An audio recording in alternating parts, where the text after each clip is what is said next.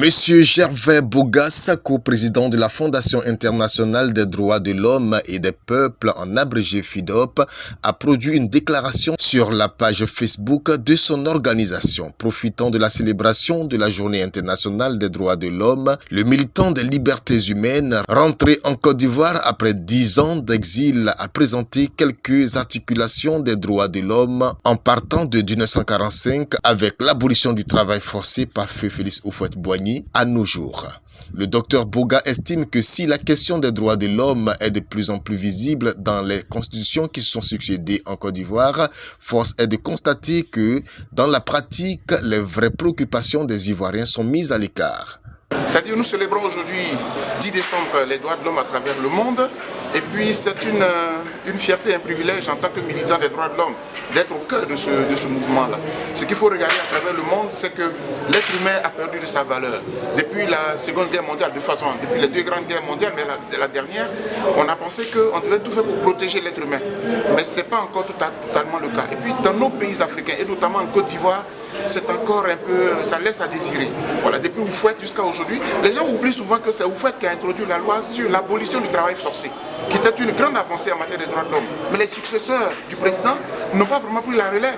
Le président a construit un pays, eux ils n'ont pas mis l'accent sur les assurances maladie, le droit à l'éducation, l'électricité, l'eau potable dans tous les villages. Ce qu'on nous a servi, ce sont des guerres à n'en point finir. Et donc c'est pour cela qu'en tant que militant des droits de l'homme, il faut interpeller les dirigeants, les politiques pour que cessent les guerres à travers notre pays et que l'on mette l'accent véritablement sur les réels besoins des populations ivoiriennes.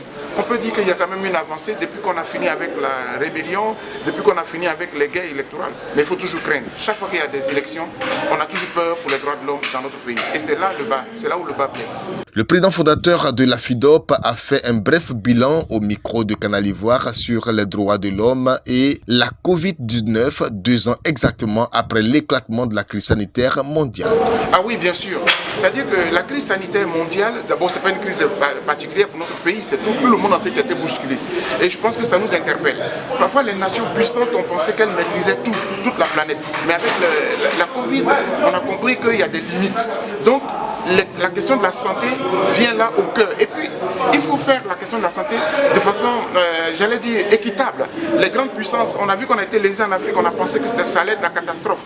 C'est chez eux-mêmes que la catastrophe a eu lieu. Et chez nous, on nous punit en quelque sorte. Parce que quand vous regardez les moyens de déplacement pour aller en Europe aujourd'hui, on nous impose les vaccins, on nous impose le PCR. Moi, j'y vais tout le temps, je viens d'arriver d'Europe. C'est toute une souffrance pour avoir accès. Parce que le monde n'est pas équitable. Il y a les uns et il y a les autres. Maintenant, il faut aussi dire que c'est une pandémie, mais ce n'est qu'une alerte que le monde entier a eue. Il faut maintenant qu'on regarde un peu plus ailleurs. En Afrique, on a su tant bien que mal s'en sortir, mais beaucoup reste à faire, surtout au niveau de la santé des populations.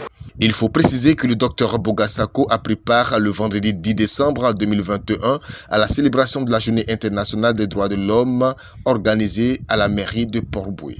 Il faisait partie des membres du jury du prix national initié par le Conseil national des droits de l'homme.